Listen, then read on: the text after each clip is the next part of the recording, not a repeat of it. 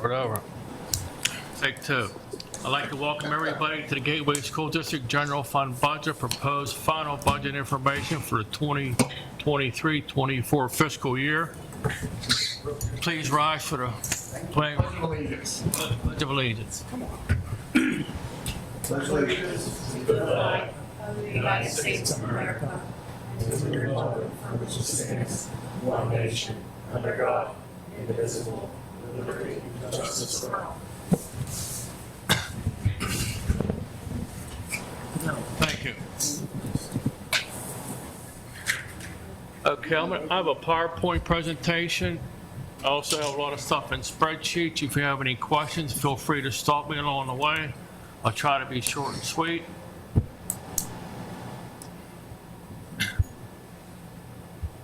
Screen a little bit.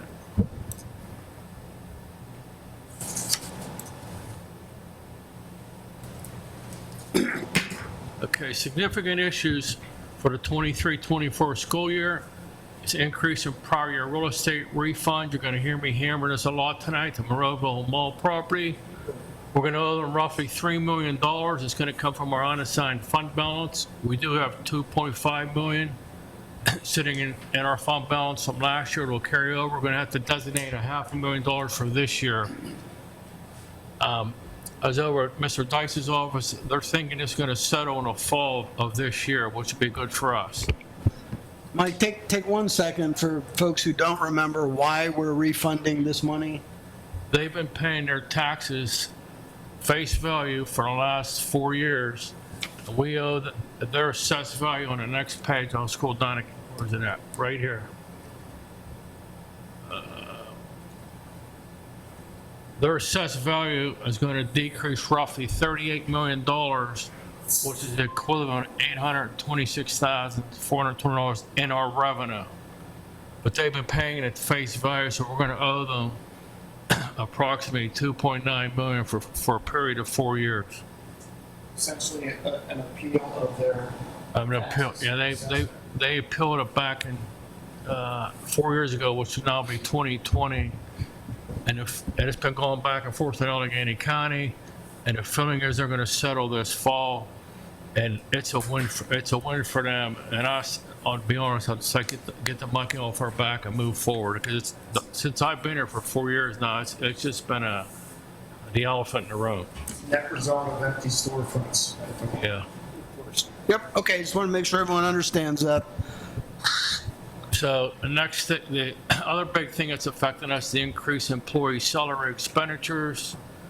That's including 8 new teachers and an equity director, and the normal increases in everyone's pay. Throughout the whole school district, increase in technology of $764,803. The athletic budget went up. You've seen that in the last board meeting. Some of the things we're approving, the pole vault, the scorers table. This is the killer. Next one, increase in employee health insurance is $650,464. It went up 14% in 1 year. Increase in special education of $416,125. And the biggest reason for that, I met with Heather, is during COVID, a lot of kids have a lot of emotional problems, different issues. A lot of them need special needs. And we're trying to outsource as many kids as possible, but no one wants to take them. So a lot of them they're getting the help they need right here. Increase in capital improvement projects of $750,000. The total just for those 5 is over $3 million. Here's the interesting thing that I thought. The assessed value for Monroeville and Pitcairn, $2,384,496,457. It actually went down since January. I keep an eye on this pretty good.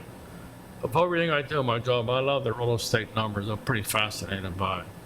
But at any rate, so the net increase from last year to this year of all the assessed values, the houses being built and all that within the communities is only $5,582,400, which ends up being $121,405 in revenue for the school district.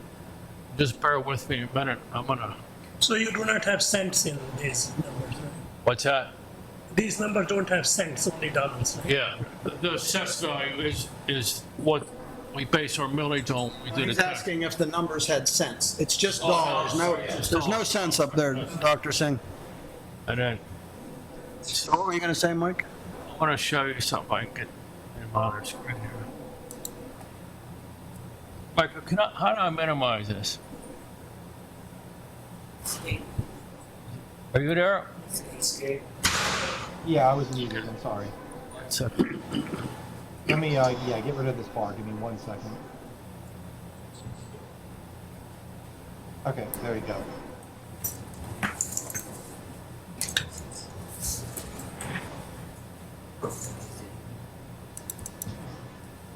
oh, wait.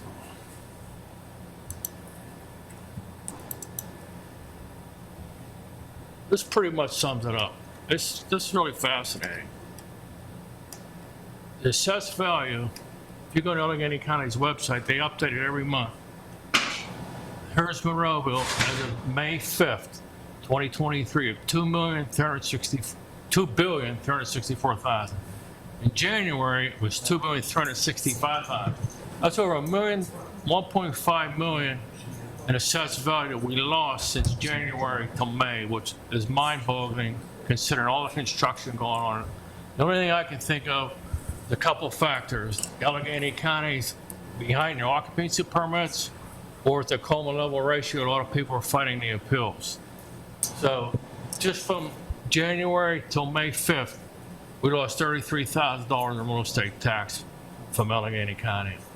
Another interesting fact, the average house in Monroeville is $110,100. And moving on to Pitcairn, there's actually come down to, dropped about 30,000 in assessed value from 58 million down to 58,048. The average house in Pitcairn is 34,300. So I just wanted to show you the backup for all these numbers I've been crunching for the last 2 months. Just out of curiosity, the way the market is, the houses are much more expensive selling than Right, what. well, I'm glad you mentioned that because I'll give it a quick. The coma level ratio right here. You can see this. Before COVID, say if the average house was $100,000. The housing boom, they paid $150 right here. So their taxes went up over here, $1,087. Now the coma level ratio, just so everyone's on board, Allegheny County said, well, you overpaid for your house. So in their wisdom, they said, we're going to give you 63% of the assessed value of what you actually pay. So you drop down, so you take that, we're losing money from when it all started. So now they're, It used to be 81%. yeah, it was 81 for 3 years. 2 Right. years ago, it dropped to 63. So at any rate, so it's down at 94,500. So at the end of the day, we lost $1,200 on a house that somebody overpaid for, which is no fault of ours. It was just the housing market. Why Allegheny County come up with this formula is just beyond me. And I remember Mr. Dice in his office for a couple hours, I don't know, a couple weeks ago. We were through all this. They're fighting hard for us. They really are. And right now, we're kind of breaking even. We're not moving forward. Kind of stuck, you're like a car stuck in the mud. We're not going anywhere because of that. That's why these assessments are, everyone says, oh, you're making money. No, we're not really. You know, they knew the behind the scenes things that were going on. So really, the assessed value which they have has nothing with the sales value. Right.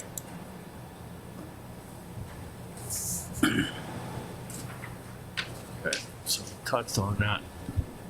So Dr. Short, Dr. Rossi, Dr. Chick, and Andrew and I have been having budget meetings for the last couple of weeks. We've crunched a lot of numbers. We've made some significant cuts.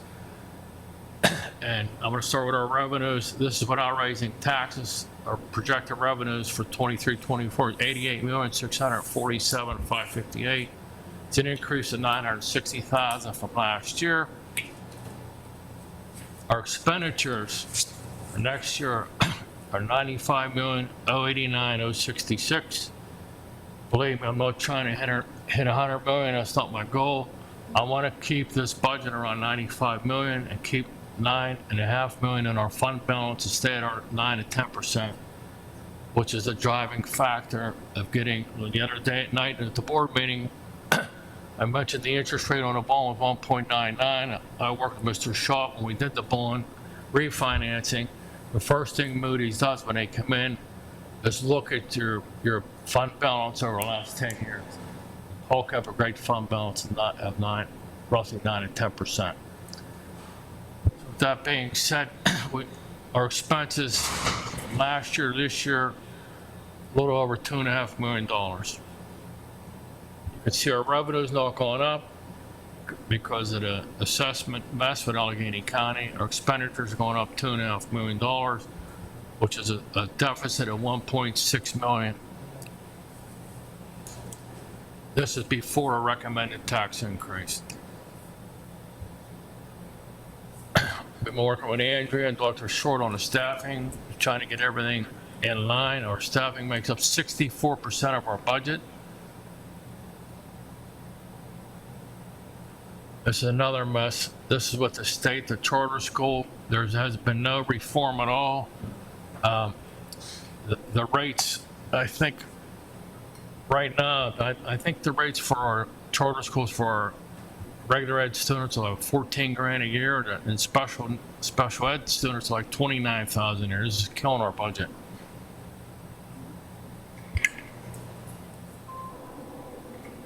This just explains all the reform. It's been going on over all the since charter schools come into being.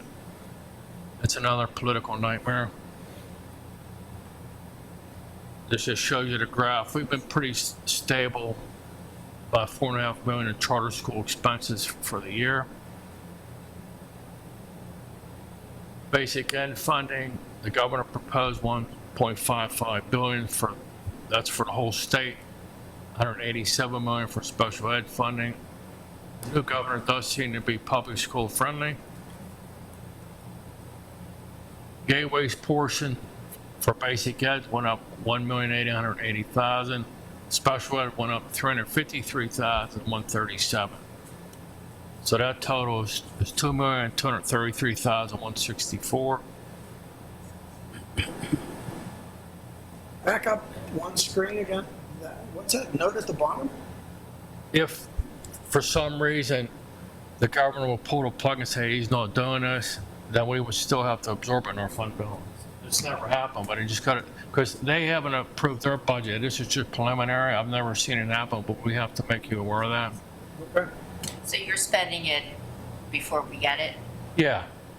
I've never seen them. They might change the amounts a little bit, but it'd be a political nightmare for them to pull the plug on and do something else with it, but. And just to be clear, so this is what happens every year? Yes. Same timing, the same. Same time, yeah, the state doesn't approve their budget till after we already approve ours. Right, that was discussed, right, John? Right. Discussed changing the budget dates to remove this little hiccup. Yeah.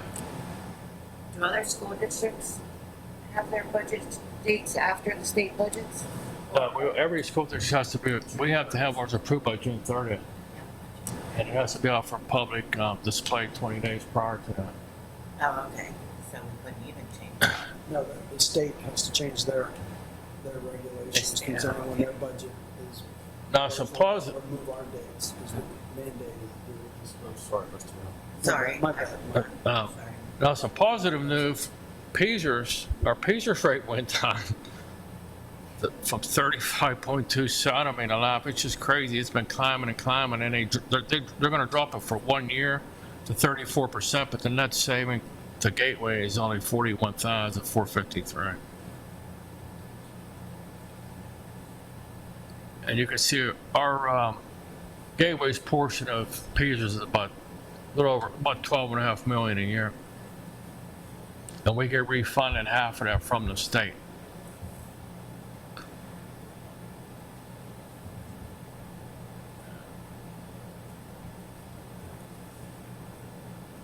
This is just a breakdown of our major revenues. 62% is local, 28% comes from the state, and 10% comes from the federal government. I changed the colors this year. Pull that orange. I thought this blue would be more appropriate for us. I don't know if you can read it or not. Or easy on the eyes. Okay, the local revenue, the biggest animal is the real estate from Monroeville and Pitcairn, their earned income tax. We have money in our fund balance, our mercantile tax has been doing really well, delinquent real estate's been doing really well. Real estate transfer tax from Allegheny County's been doing well because everyone's been buying houses. Delinquent earned income tax and the current local services tax. Big thing from the state is the basic ed, which I just mentioned, the special education subsidy, the property tax reduction allocation, that's the money from the casino gambling, the Social Security and Medicare reimbursements, 50%, the transportation reimbursement, the debt service, that's for the bonds we pay, we get reimbursed a portion of that from the state and the Ready to Learn block grant. It's usually about $350,000 a year. The federal, we get access funds straight through the PDE, which is the Pennsylvania Department of Education. We get Title I's through PDE. We get IDA funds through the Allegheny Intermediate Unit number 3, Title II funds to PDE, access funds, that's for special ed through IU3, Title IV funds through PDE, and also Title III funds through the AIU number 3. I know what Title I and Title IV. What's Title II? Dr. Rossi, he'd be better at answering that to me. It's a federal grant, and for school districts, you can either use it for professional development or class size reduction. We use it for class size reduction. 2 teacher salaries. I'm sorry, so It's 2 teacher salaries. Not quite, doesn't quite. and then Title III. Okay, I remember Title Title IV. 3 is English second, ESL, English is a second language. I'm still showing the ESSER 3 funds because you'll see in a minute, we still have to carry it into next year. That was the money we got during COVID. We got a total of $5,971,970, $5,971,929. We still have $4,448,234. That's to pay for the Evergreen and UP air conditioning projects were being put on hold because of shipping issues. It's going to happen next summer. So we have to carry it over and reflect it on our fund balance until the project's complete. And we'll take the funds from here. Like you're saying the summer of '24? Yes. Yes. So where is that money sitting right now, that 5? Waiting, I have to submit it to the PD to get it. We're entitled to it, but once the project's complete, then I submit a form online and then they reimburse us. So we aren't getting any interest on it then. No, we're not the state. Yeah, that's a good idea. I should pick it. That's a great idea.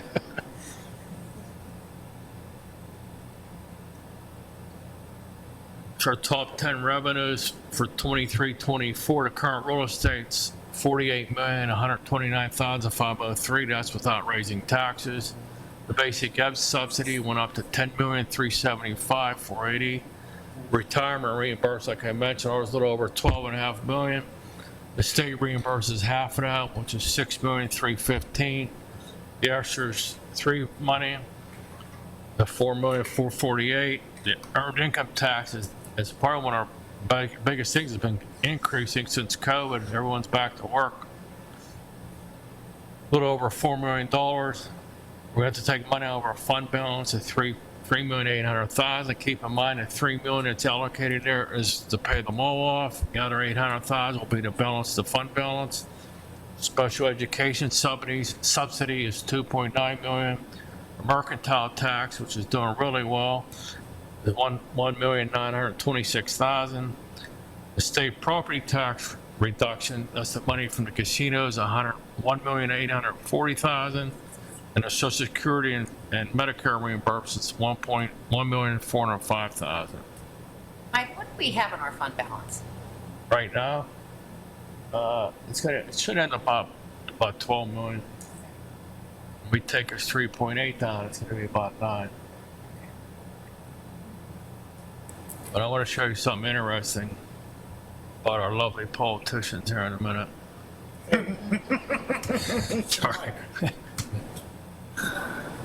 we are, right? We don't get any of it. No, But still, the, thank you. might have passed this. Where's it out here? The state property tax reduction, the 1,840,192, is when they put the casinos in, was supposed to ease the burden on taxpayers. This money, it went up 400,000 about 3 years ago for 1.4 million. This year it actually went down by $300. So we did benefit. Well, I just think it's a sin that the casinos are making so much money off of sports gambling and everything else, and we're supposed to, our piece of the pie hasn't increased at all. It's supposed to help seniors too, and it hasn't done Right, it anything. hasn't done anything. Supposed to help public transportation and the roads too, right? Right. Wasn't it allocated for, I don't know, everything? But how can it, whatever formula they come up with, we lost $300 from last year to this year, is just so bizarre to me. But, Because nobody questions it. hey, Bizarre, that's my word for the week. yeah. So our top expenditures for the 23-24 school year, the big ones are wages and salaries, is $37,149,583. Retirement, I just mentioned the $12,630,000. We get reimbursed for half of that. Capital improvement projects, $843,000. Health insurance, $6,309,000. The bonds, we did pay a bond off last year, so this actually came down. It was a little over $5 million last year. We paid the bond of 2012 off last October. So that's still $4,245,000. Cyber schools is $4,490,000. Transportation's $4,716,000. Special ed went up to $4,328,000. Social Security, $2,810,283. We'll get reimbursed for half of that. And the prior year refunds, I'm showing the $500,000 we're going to owe them all out of this year's budget. Any questions so far? Can you run this over one more time? It's the same numbers which you explained before, but on the pie chart? Oh, it's just the percentages. Okay. And if you Right here. compare with 22, 23 as opposed. Yeah, not on here, but I have it on a spreadsheet. If we have time, I can show you that. I have it on a spreadsheet. Which basically shows, The increase, yeah, the increases of everything is a little over $2.5 million, but I have it on a spreadsheet. I'll show you in a minute. The biggest expenditures, again, is wages and benefits, 64% of our budget.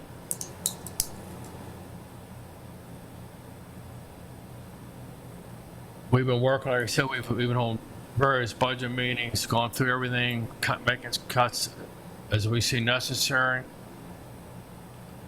And Andrew's still working on his staffing. She's going to be discussing that when I'm done.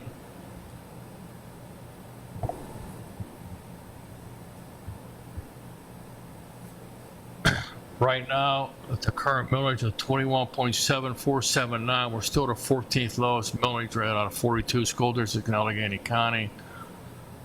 Duquesne City is the lowest at 17.5, and Brentwood's the highest.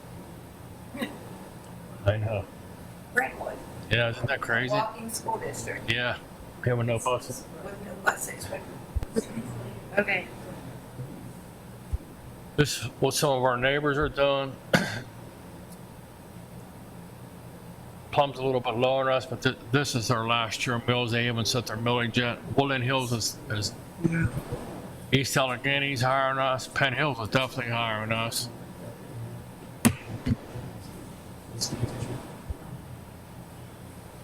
Any questions?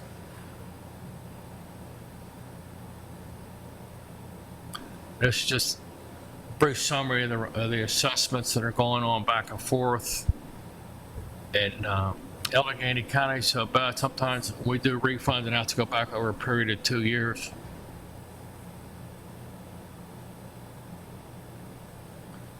This goes back to show you how much we've lost in assessed value from 2013, 20 years ago, We lost $115,250,858 in assessed value in 20 years.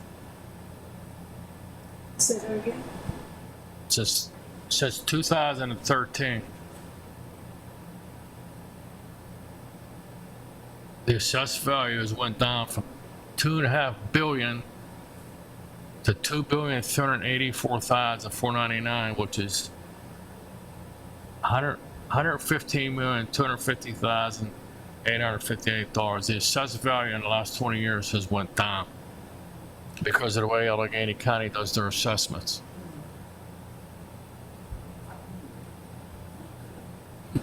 The school board voted back in January we can raise taxes to the index, which for this year is currently 5.1%. If you take our current millage of 21.7479, that gives you 1.109 mils. The maximum that we can raise our real estate millage for 23-24 will be 22.857 mils. Hopefully we should still rank in the middle of the pack for 23-24. How much is that per? I'll show you in a minute.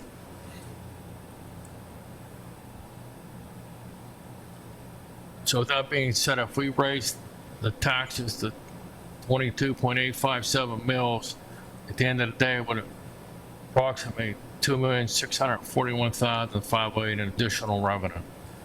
Mike, could you pause for a second? You said that even if we raise the millage rate to the maximum amount, we'll go from being 14th lowest to 14th lowest. In other words, we won't. We're probably stay neutral. I'd like you, if you could, to characterize that. In other words, is it true that Gateway's cost of doing business, buying gasoline and water and everything else has gone up because the price of everything has gone up?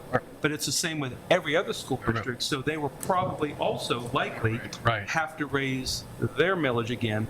That would cause us to still be in about the same sort of a slot, from 14th lowest to 14th lowest, even if we raise it. Right. So it has less to do with the fact that we're bringing in more money, more to do with the fact that money seems to be of less value today rather than years ago. Yes. The value of money is going down, so we have to raise the monetary numbers in order to continue to be able to buy the things that we have to buy. Just to survive. Like employees and insurance and water and everything else, right? Yes, exactly. Our expenses went up $2.5 million. I'll show you in a spreadsheet in a minute. And basically we raised taxes at 2.6. That's going to cover that. Okay, thank you. And we're taking the money out of our fund balance. Thank God that Mr. Schott had a very strong fund balance to pay them all. Just to be clear, that wasn't Mr. Schott's fund balance. That was Gateway's fund balance and the taxpayers' fund balance. Paul Schott didn't have a bag of money under his desk. So Paul Schott did the same thing you're doing, ideally, and perhaps you'll do it differently or better. But let's just be clear, this wasn't Paul Schott. Well, the only reason I'm saying this because my prior school district, we had the same mess with the Mills Mall. Gotcha. The business managers there would not recognize the issue. Our budget was $33 million. What happened? 3 years later, we owed them $4 million out of 30. No one accounted for it. So I'm giving everybody here credit that everyone was accountable, did the right thing, agreed, everyone was up front and honest and put the money aside, didn't bury their head in the sand. Because there they did. And went out and we had to cut staff, we had to cut everything. It was a nightmare. It was a total nightmare. It was sad that it happened. Sorry about that, Mr. Bell. So there's a difference between things being difficult and things being nightmarish. Right. And, you know, and honestly, my job as a business manager is not only to protect the school district, it's to keep you out of the news and keep you having a strong fund balance at the end of the day, you know, and just keep things moving. So the question I think that was asked, or maybe it wasn't yet, this increase that you're proposing, do you have the chart where that shows what that means to a person with a $100,000 house? That's always a kind of bellwether. And right now, we're considered having a healthy fund balance. What would, I mean, of course, anything in the red is unhealthy, but where do we need to kind of keep the median to So you want to be between 5 and 15%, but I don't know if you heard the other night at the school board meeting when Gateway did the refinancing of the bonds, we got a great rate of 1.99 because the first thing Moody's, the investors do when they come in is look at your fund balance.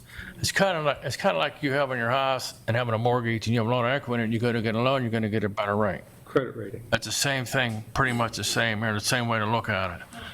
So I think our rating was like AAA from Moody's at the time. So we got 1.99% on our bonds.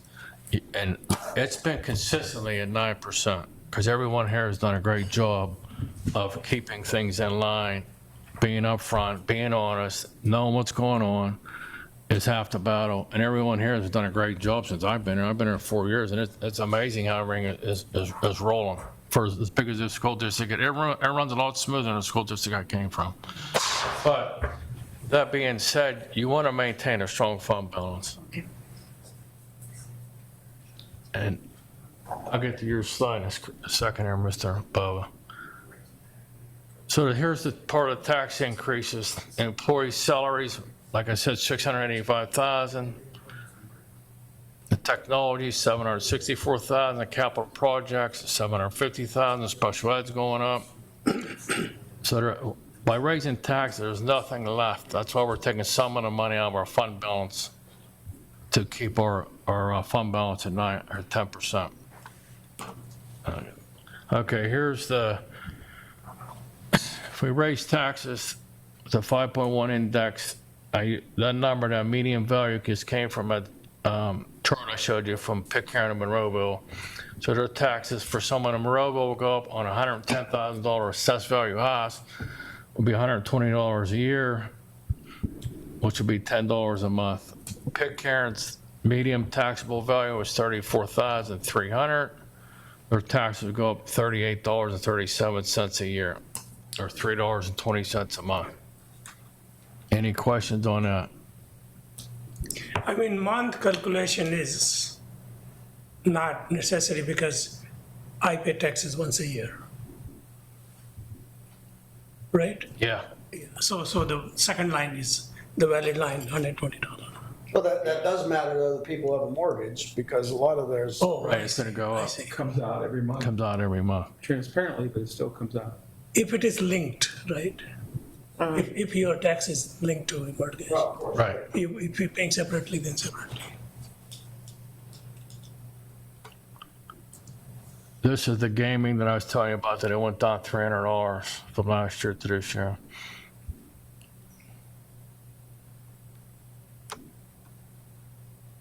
This goes back to the prior slide I just showed you with the house is based on the median value with the increase in the mill rates. And then the money from the casinos, if you break it up out of all the property owners in Monroeville and all the property owners in Pitcairn, it comes out to $235.20. And the net effect of that with the tax increase, $114 for Monroeville and $196.90 for Pitcairn. So right now, like I mentioned, our fund balance at the end of this year, at the beginning of next school, is around $12,930,000. So far, we've paid almost $200,000 in real estate refunds. The prior year refunds is a little over $78,000. The ring falls into place with the way we've done the budget. We take $3.8 million out, $3 million for the mall, and $800,000 to balance the fund balance. Our projected fund balance is going to be $9,130,925, June 30th of 2024. There's a breakup of our unassigned is $4,018,003. Non-spendables $565 of 57. Restricted, that's the scholarships, is $20,866, and the committed is $4,527,000, which makes up to $9,130,926. How you get the calculation for your fund balance, you take it by your budget amount, which I'm going to show you in a minute, is $95,089,66. It's 9.6, which will give you a strong fund balance at the end of next school year. Any questions? What is the average percent of fund balances like that you've noticed across school districts? I mean, obviously I know the benefits of having 10% of your fund balance, available. It seems, the trend seems to be that wealthier school districts usually have 10 and over. Then you're small, they got, yeah. Yeah. Good answer. Thanks. But, and then I know my prior school district, we were always pushing 5 if we were lucky. That's why you came here. And it seems like a really a lot of money, but we're talking about updating some safety and security things Right. coming down the line with things that are happening in other schools and across the country in general. So that could cost millions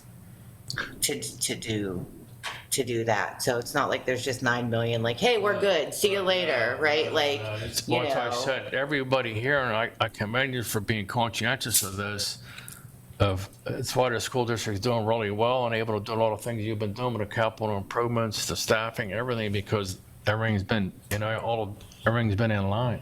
So one person from the community has come to this meeting, so I'm going to speak for the other people from the community who aren't here. They're going to say, people always do this, like, if this is your household fund, you got a lot of money, it's all good. They're going to say, well, geez, we're at, this great percentage, and we're projected to be almost the same place next year. Then, why do you need to raise taxes so much? What happens if it falls down to 7 million? In fact, let's stick with that question. Let's say it fell to 7 million, our balance. Tell me how that affects our school district and the way we do business. The problem if it falls to 7 million, and then the problem with that is if other issues come up during the year, and then next thing you know, it's down to 5 million, like she just said, if we need to buy security things, safety things of that nature, that's just a protection to stay at that range. If it's down to 7 million, then your fund balance is 7%. Then if you go to get a bond 2 or 3 years down the road, and they go back 10 years and look at that, why did it drop? Then your rate's going to be higher. It's kind of a double-edged sword, to be honest with you. Okay. So it affects now and possibly Down the road, later right, down the road. Right. Like, if I have to replace my water tank, it's $500. How much is it here? 6 or 7. When the guy from 100? Really? Get out of here. Hey, Mike, is there any way that you have access to what our fund balance has historically or traditionally been like? You might not have it here. Could you get that for us? Sure. Just for education's sake. Because honestly, when we did that for Moody's, the guy was very impressed at how strong your fund balance has been over the next number of years. Okay, if you could just get that, it'd be useful to see. What's that, the capital improvement budget? How much are we carrying there, or what? Well, that's, can I get to that in a minute? Yeah, go ahead. I have to write down questions before I forget. That's all. Before we move on from that, let's follow up with Jack's point. That is, if the fund balance, rainy day fund balance goes down, it's not, it could be perceived to be a little Right. unhealthy. Right. But the opposite of that, isn't that also true? If the fund balance goes up from our 10% here to 13%, and then to 15 or 16%, folks who are auditors would look at it and say, well, you got way too much money in there. There's something not quite right about having way too much money in the fund balance. It should be adjusted a little differently to keep it in that good range, right? Well, the way we do our budget with the line item budget, we have a pretty control over our spending. So we're really controlling the fund balance throughout the year, and if, things do come up, and we have little safety nets here and there to protect ourselves. But if it would go up, then obviously maybe 1 year you don't raise taxes. You be consistent and be fair to the I've taxpayers. seen some school district get dinged or Right. looked on unfavorably because they had too much money in their fund balance relative to the amount of money they were collecting from the citizens. That was they were putting money aside for pensions and other things just to be cute, and they got caught, to be honest They with you. got caught. Right. Or are you talking about the districts that manipulated their fund balances Right. so they could raise taxes above? Above the. Right. That's a bold move right there. That's only going to end badly. Where's it at right Bizarre here? is the key word. Yeah. Where's it at? No one will notice this. Jeez. Yeah, here it is. Like part of your committed fund balance, which is pretty much sitting idle, but it's another protection that's been in place for future health care increases, which, you know, it went up 14% this year. The roof repairs, I mean, these things were approved back in 2014, future pension costs. So that's $4 million's been sitting in your fund balance to protect you. And the healthcare, from our previous discussions, Mike, is gonna go up again. It went up 14% this year, and supposedly that's gonna be a 1-year thing. That's not gonna be that bad down there. It used to be like 2 to 3% traditionally. So, but getting back to this money that's sitting here, worst case scenario, other things come up, we still have us to protect us. We can't move this money on it without board approval. So the board's aware that it's here. They would have to vote on moving it into the general fund to pay these different items.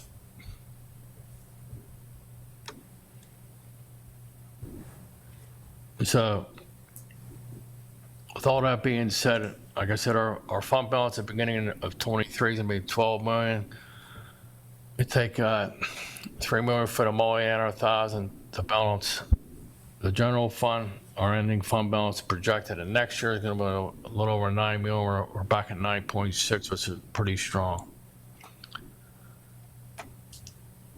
This is if we don't raise taxes, which would be the 2,641,000. Our fund balance will be 6,489,000, which is 6.8, which getting to your point, Mr. Bowe, would be about where we're at. So you're getting closer to the 5%, which is gonna affect you down the road, and probably another couple of years, I'm sure you're gonna have some major projects going on once the middle school gets going and people see how nice it is. They're gonna wanna move into the community. So I see the gateway still growing down the road. Yeah, but if they're not doing the assessed values and they're giving them a break.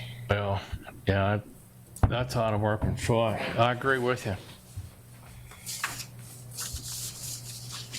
That's just some general information about the index.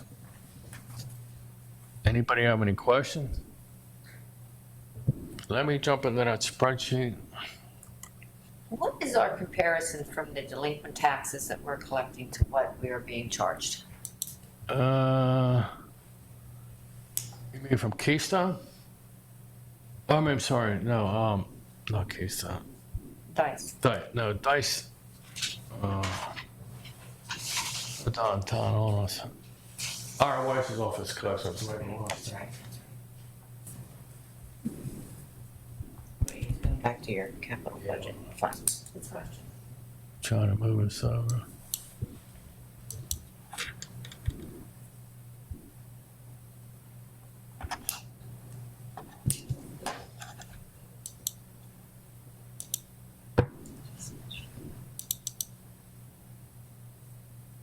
Does your budget at home, Mr. Ellis? Well, I'm building a house, so it hasn't been too good lately.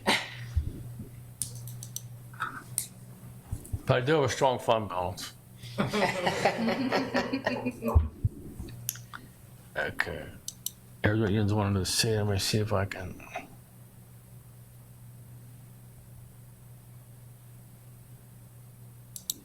Yeah, sure. These are our expenses broken down by department. I mean, per school. Hold on a second. What we do is each person is assigned to this budget codes in ProSoft. Like Dr. Short's budget's 30,000 for, this is for like supplies or different things for his office. This column right here is showing the difference between last year and this year. You can see the, I have little notes. Let me move this over so I can see my little notes.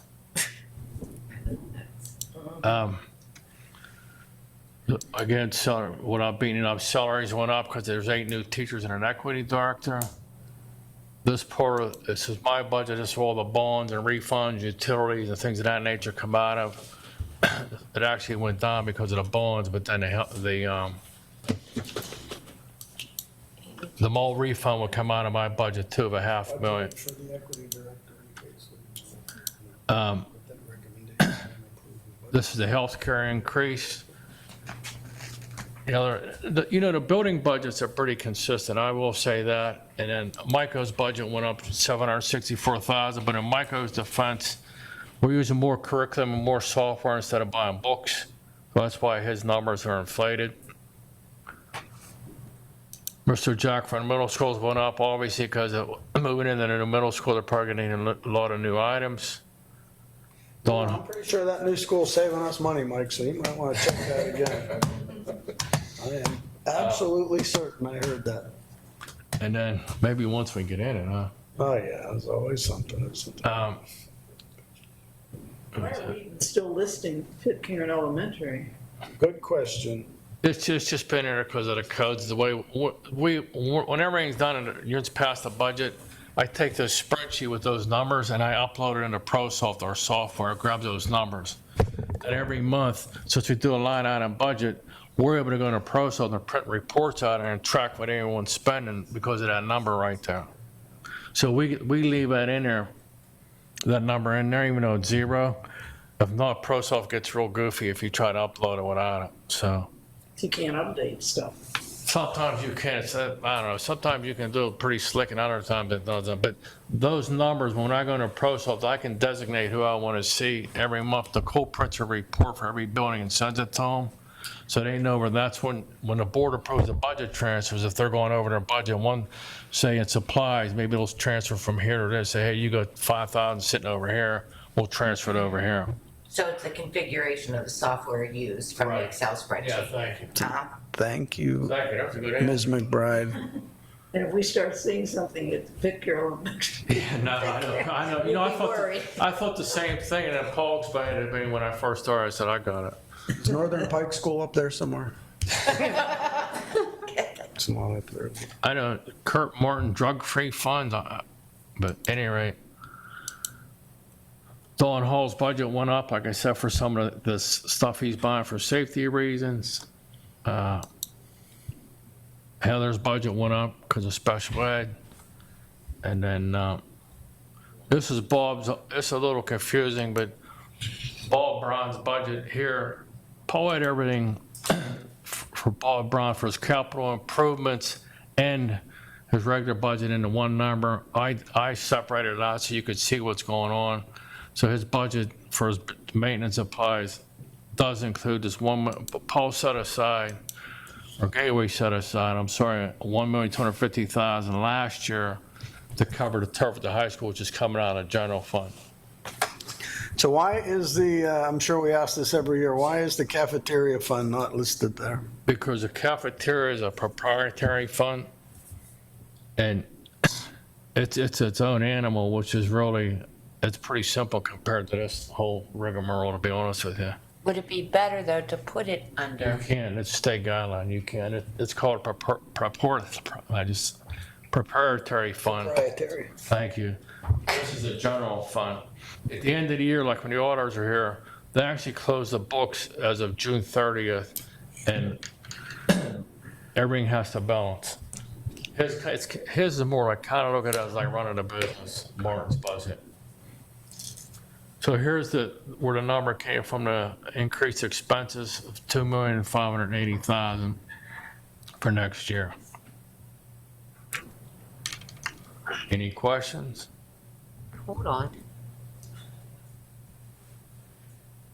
I see Dr. Rossi down there at the bottom. Well, I'm sorry. His, I know his budget looks inflated, but that's, since he's the federal coordinator, Okay. we're carrying the money for the air conditioning in his budget because his account numbers for federal funds.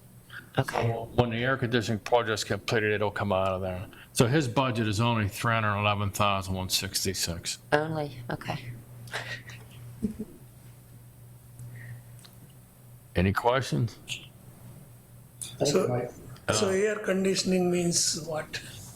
Next year, the air conditioning, summer of '24. Whole building? Yeah, at University Park in Evergreen. You're locked into the amount that, Yes. okay. Yes. And they are being changed because they are older and they need to be. Right, because of supplies. Thank you for everyone. Very nice job there, sir. Thank you. Andrea, you all set? Yes, give me 1 second while I pull it up here. So listen, folks, I'd be happy to turn the air conditioner on again. It's just a little hard to hear, but it is getting a little warm. Should I turn it on or not? That's because you saw those numbers there, Mr. Ritter. Oh, I'm sweating here. I'm fine as well. All right, we'll keep it on. Micah, Yeah, kung from Venezuela. Micah.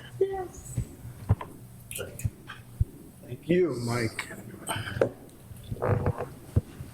Socrates, as I like to call you.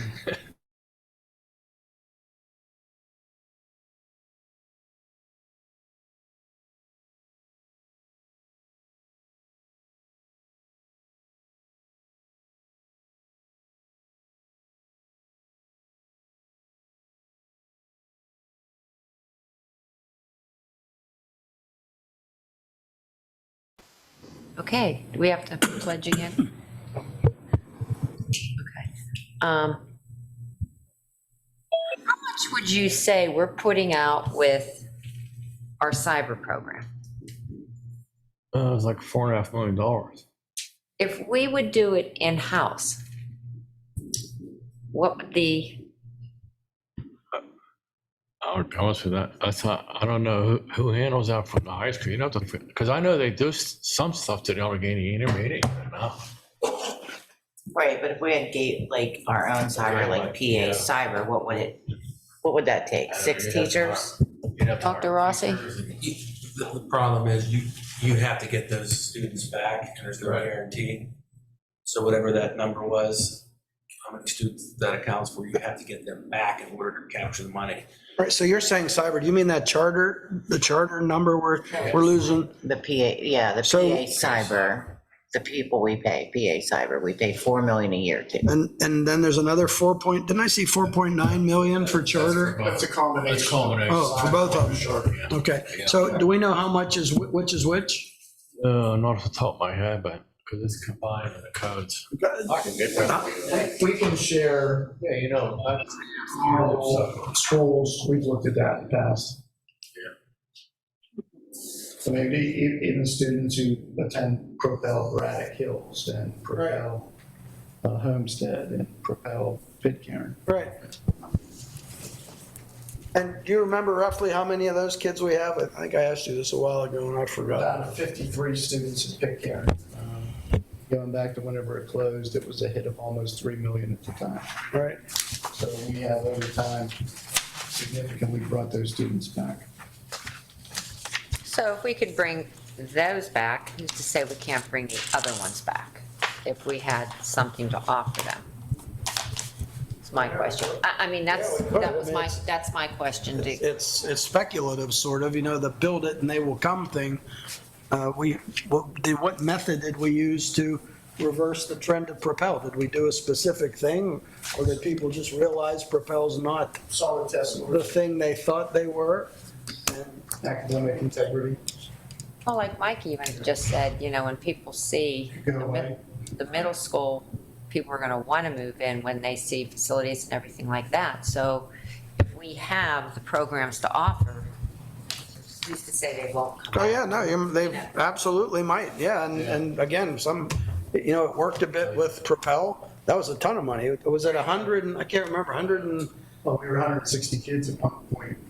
and that's what, 10, 12, 15,000 a head? Absolutely. Or higher based on special ed. All right, so every one of those kids that went out the door took the dollars with them, so we've cut that number in more than half. So, right, if we could do the same thing with cyber, that's one of the few things we can do to actually manipulate the revenue number short of raising taxes. So whatever we can do, however we can explore that. But that's keeping programs, is that a big part of it? Yeah. Or adding something that are, I mean, in my last school district, we did, we had people call the parents of all these kids at these schools. See, We we had had an event. electricity too. We had an event and gave like a luncheon for all the parents to come and would say, hey, we offer this at Gateway, and the parents didn't know. So we got like almost 40% of our kids back at their lakes. And we had teachers, we brought teachers in-house to do it. And we got some classes to the IU and some we did on our own. Well, we're talking about this back to school, thing that we're gonna put back. So But I right know you're now, probably rushing everything to even think about this, but if we can do that just to welcome them back to school, why can't we do, So now let's ping off that idea. In a little while, the Gateway Middle School is going to be completed and we're going to have a ribbon cutting ceremony. Yes, Who sir. should we invite to the newly refreshed ribbon cutting ceremony? But some of the kids who have, wandered away from the Gateway School District in Canton should be invited back. And the parents should walk through the school, touch the tables, the walls and everything else. You don't want them Just see to whether touch they it. want their kids to grow up and come through. I'm just saying. John, we want Touch people and to touch feel, this and stuff. that has an effect on people.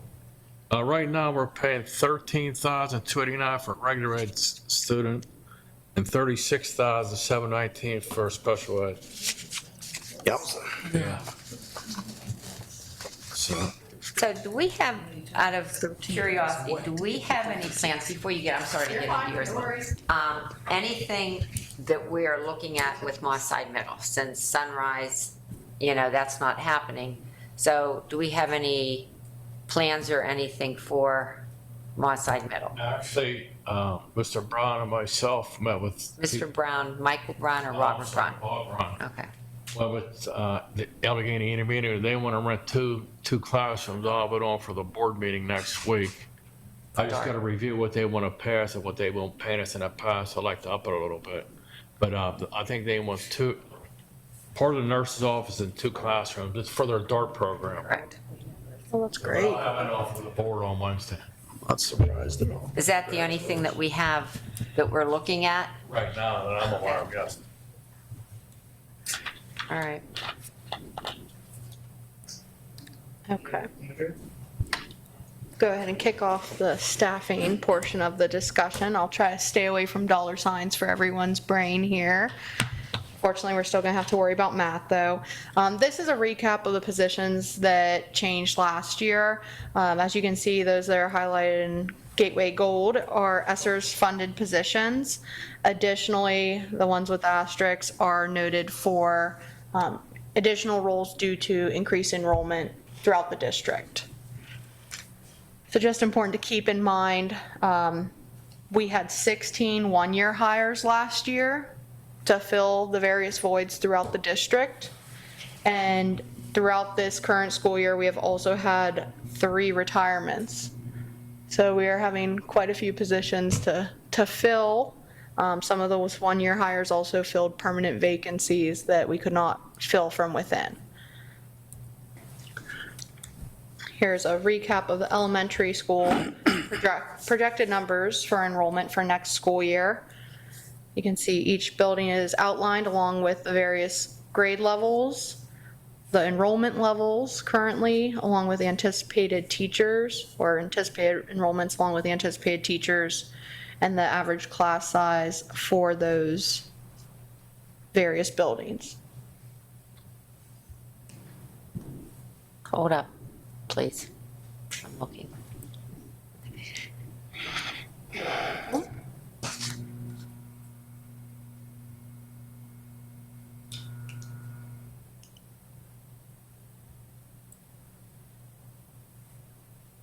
Within this group of employees, we will have 4 displaced individuals, 3 of which are due to enrollment, 1 of which was a permanent employee in a 1-year position. So that individual has been displaced or will be displaced. Do they know that they are being displaced? Yes, we've begun the bidding process as of today, actually.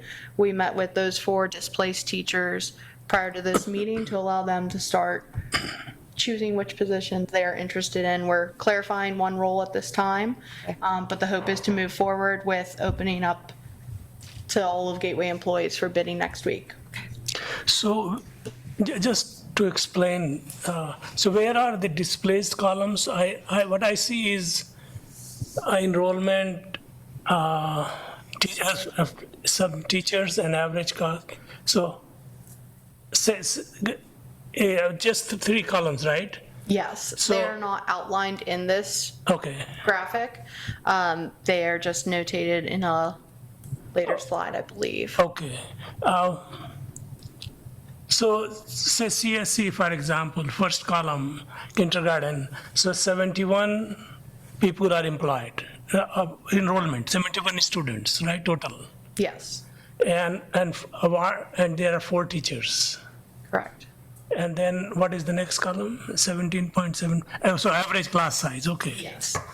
Okay. So for example, the one teacher who's displaced that's a permanent employee, they were a first grade classroom in CSE. They were a first grade teacher. That was a 1-year role. So they unfortunately have been displaced. The other individuals, due to enrollment decreasing, it includes UP first grade, UP fourth grade, and Ramsey third grade.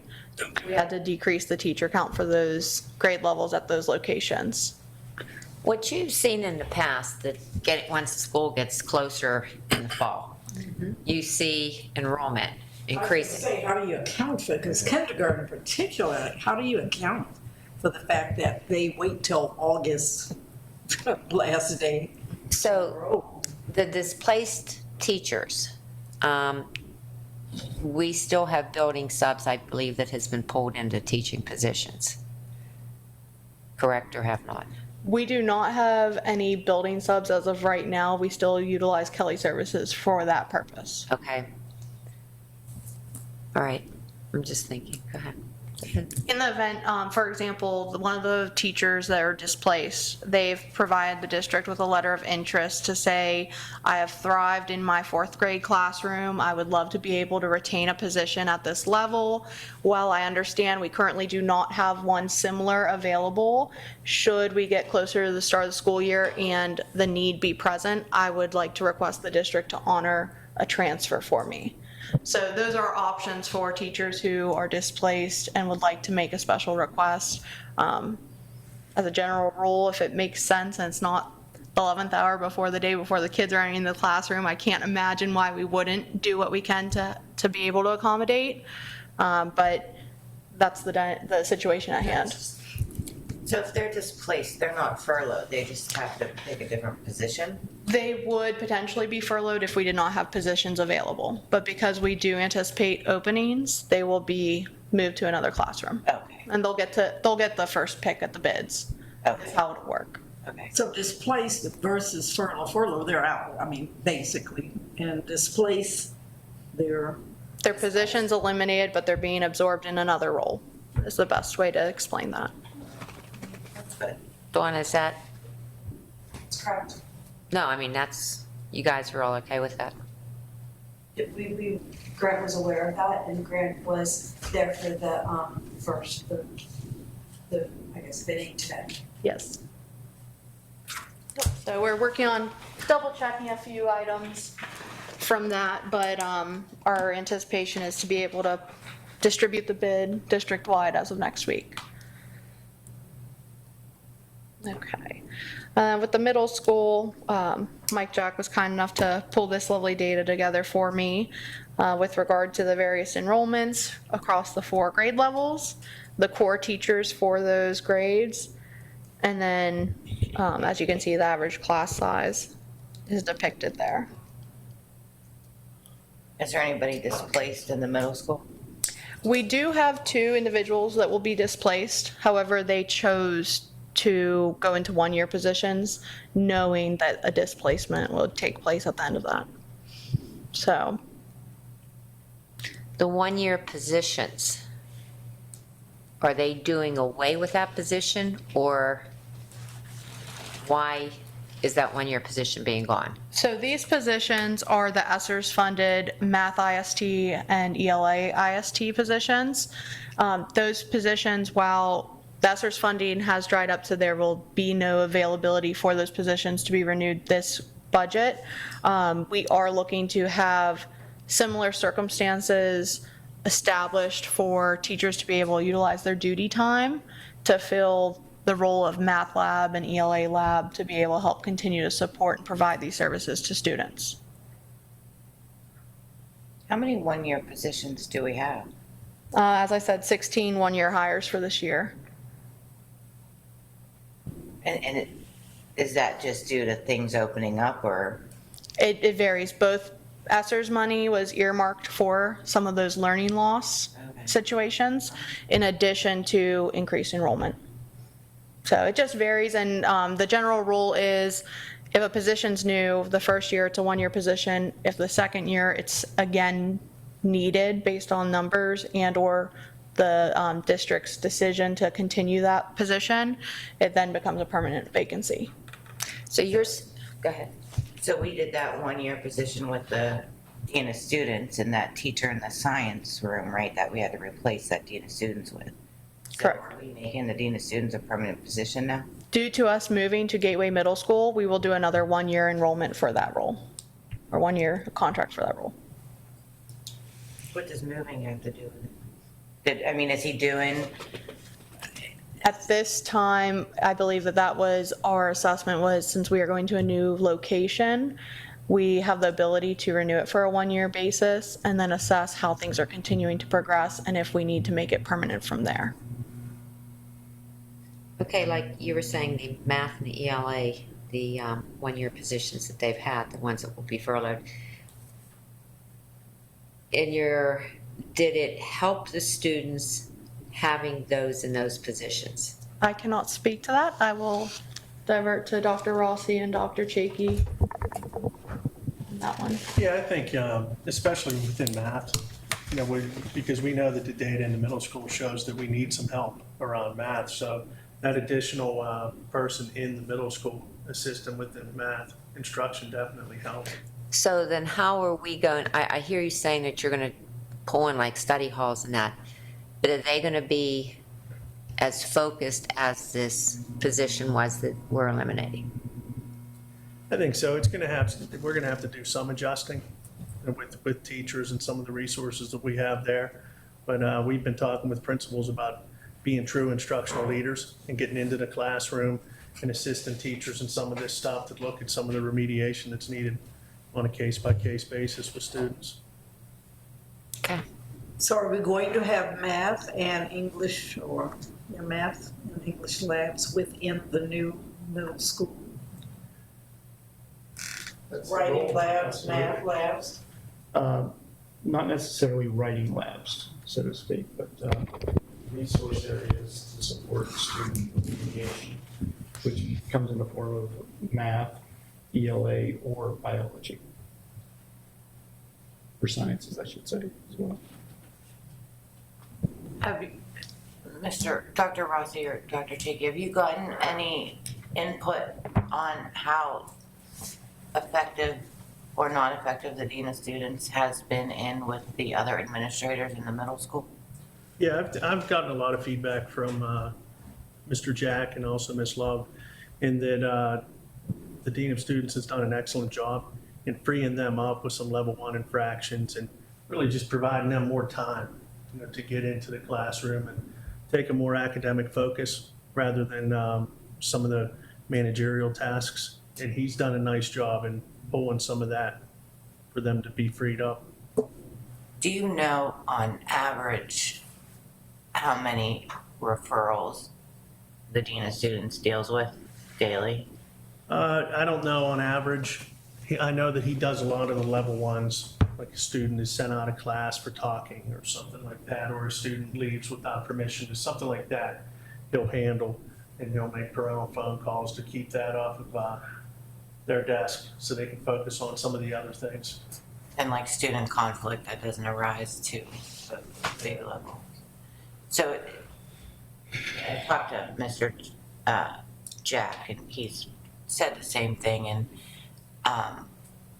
also told me that it was about 40 a day that he gets, along with students that just show up at his door or grab him in the hallway. Mr. Odo gets 40 a day? That's a lot of referrals. Not bad, not, or conflict, not, maybe I'm using the referrals the wrong, like not official, just like conflict, kid things, not just. You may be touching base. Yeah, maybe just touching base, talking with kids, and maybe that's it. Yeah, like that's what I mean, not, I think you guys use referrals as written bad things and I'm using it wrong. I'm meant like referred to, go speak with, go talk to. Yeah, he has a good rapport with students. I mean, we've seen that firsthand. So I could see how he would emerge as a go-to person, you know, to talk some things out, conflict mediations and things like that. Official referral. Yeah, I meant like, Okay. you know, Okay. go to. I apologize for my non-educated That was scary. vocabulary. Yeah, no,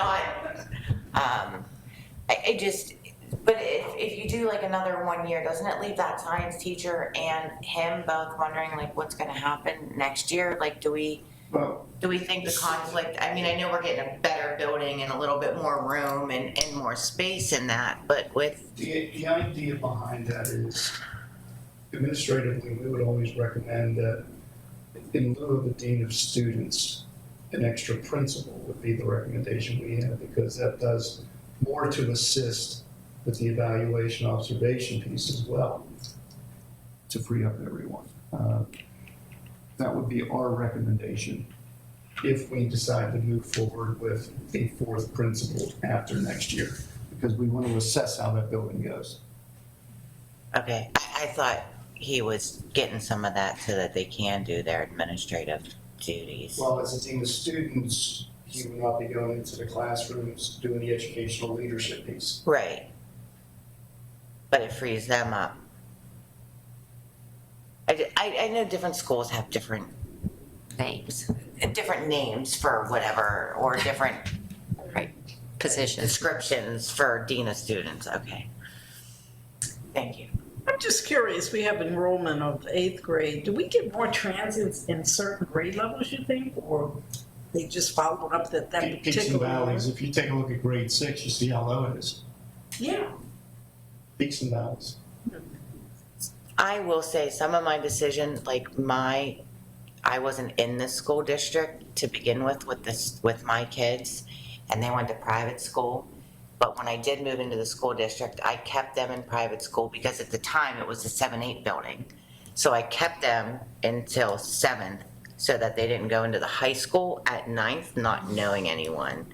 So some of that might have to do with, and at one point NAM only went to 6th grade, so 7th grade enrollment was higher. St. Bernadette's goes to 8th grade. I think some of that might have to do with Classes, how far they go. Judgment. how far private school And I can goes. see that, especially if they were gonna take them out of St. Bernadette, maybe they would take them out of 7th. So like you said, they would have socialization with other Yeah, before they hit the kids high, before yeah, 8th grade, I mean, for high school. Yeah. yeah. Yeah. That was personally my thought process, Yeah, but. and others could think that way. That makes sense.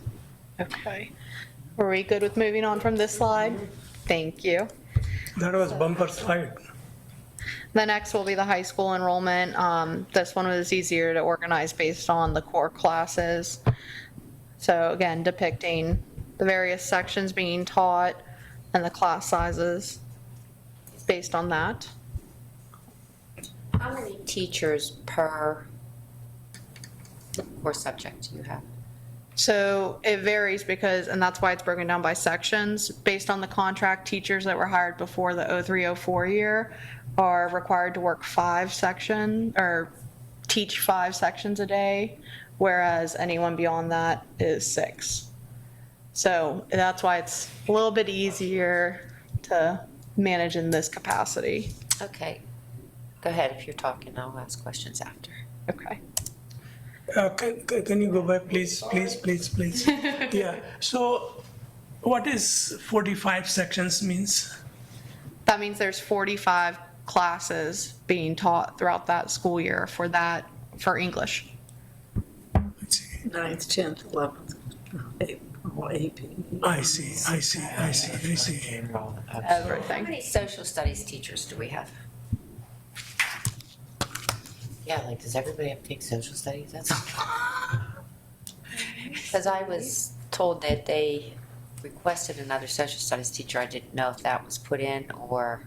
Yes, you'll see that later on in the slides. I can share the data with you on how many social studies teachers they have. I'm just saying, like, of all of them, I'm just looking, that's the large number one, so that's. Social studies sections versus.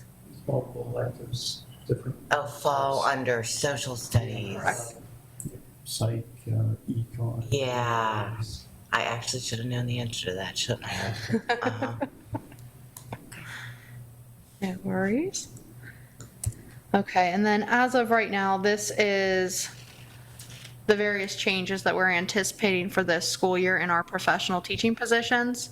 So you can see there's 3 deleted roles from the elementary setting, in addition to being net 5.5 roles there. Some key ones to point out, phys ed, we added a 1 semester position this year due to increase in enrollment, so we're requesting to maintain that role. In addition to ESL, it has been discussed between myself and Pupil Services that there's been a large influx of English as a second language students, and with that increased need, we need to accommodate. You said there was an increase this year? Mm-hmm. Yep. Particularly after the second semester already began. It's been in the last month or 2, I would say. Gateway Middle School, you can see there, something to note, we had our librarian at Mosside Middle School retire this year, so we will be replacing that role with a media specialist. So we are going to slightly modify that position. Additionally, Dr. Shaky is working on the PCCD grant, which would allow for us to have an additional counselor in Gateway Middle School moving forward. And then moving on to the secondary school, you can see the half a position for social studies. The thought process was, as you can see at the bottom of this document, we have Mosside Academy added into here with the potential of being able to utilize Mosside Middle School as an alternative school moving forward. These would be the necessary positions to be able to help facilitate that. So you have ESL only in elementary schools, so that you don't get transfers at higher level? It's my understanding that the elementary schools have had the significant increase in ESL population thus far. That's what the trends are showing.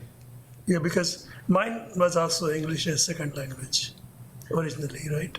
Yes. So I do speak another language. Fine.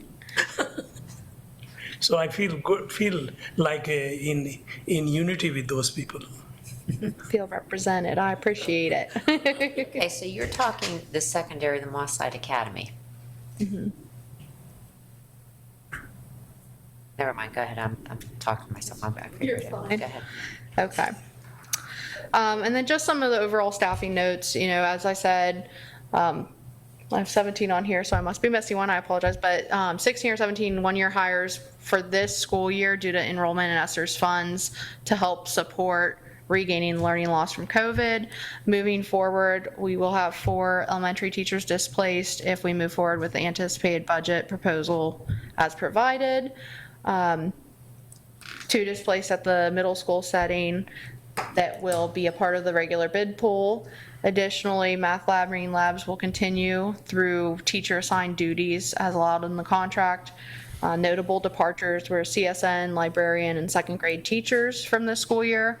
And we are anticipating having the pre-K class join University Park this fall. Very exciting. Have you, with the Kelly services and what we're pulling in for pairs, teacher subs and everything, the comparison of what we're paying them to what it would be to hire? That would be a very deep dive. I have no problem doing it, but there's a lot to consider with that, just in the fluctuation of how many subs we need day in and day out. In addition to, with pairs specifically, we've had a significant amount of fluctuation with that role as well. So when we look at total compensation, all-in costs to the district, it would significantly increase that budget, but I don't necessarily think that it would be out of possibility for us to say, hey, we have a designated building sub for each building, could we hire that and then supplement from there from Kelly? It's just that any day, the rhyme and reason, it's ask everyone how Fridays are going right now. That's what I mean. It's like to have the consistency, of staff being here. That's, my concern, not know who's going to be showing up for this one or showing up for that class. And Yeah. that's what I think it's better for students. I believe we've had a great amount of success with Kelly Services with the building subs portion of the program. I know we've had a lot of referrals for those individuals to be brought on as permanent hires, which is wonderful to hear and see.